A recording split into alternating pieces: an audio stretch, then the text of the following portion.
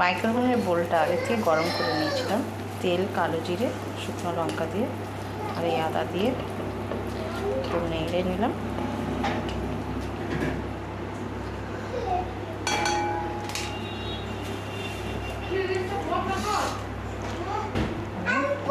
আলু আর কুমড়ো বোলের মধ্যে দিয়ে দিচ্ছি, আর এটাকে নেড়ে দিচ্ছি।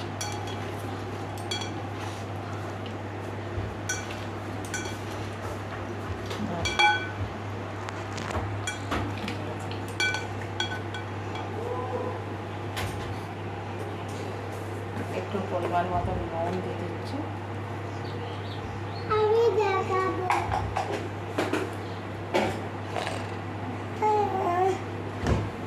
হলুদ, জিরে গুঁড়ো, ম্যাগি মশলা,